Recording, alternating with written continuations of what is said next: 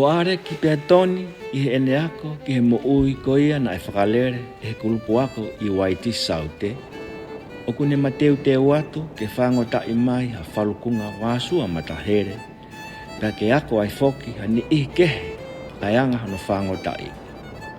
O kune tataki atu ki nautolu ki he wheitu uanga maheni I lupa kai sinisi I he tawhaaki whakaisite o motu.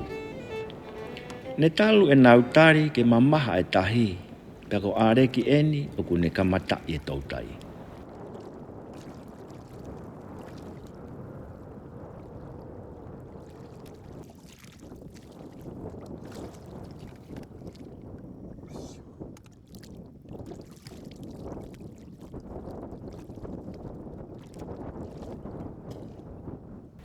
E fuwhainga taa whau ke whakapapau I ai mea o ku te kumi, he taimi o ku hako ai matangi. Kana e whainga fua pe eia ki a areki, ke sio mo ne tala ai vasua mata-helé. Pea ni malawa pe foki ke whangotai.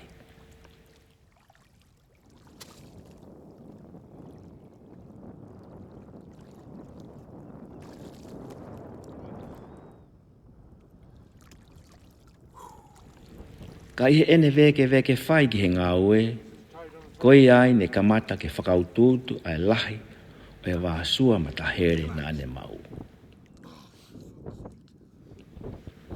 Ko I tisi ko e motu o ku whonu mahua I he ngahi whingota kehe. O ku maungo fua ai to'o mo I kuku, ka e umaa ai me hingo. Ka e tau te whito hono mau he wheitu uni, ai whingota vasua mata-helé. O ku ikai ngata pe he vasua mata-helé, ka koe taime ni ihi, o ku toi iai pe foki mo hono ngahi monu kehe.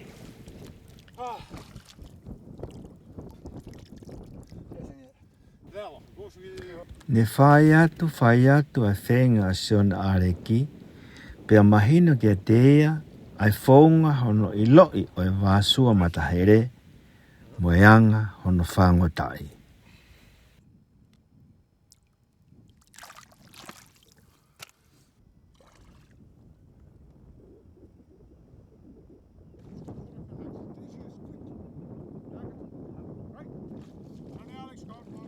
Pea whai atu pe o ikulerei au pito ai tau keina ane mau. First one! Koe mea ta tau pe foki kia tomu. He koe taime eni ihi ne ola pe mo ene whenga.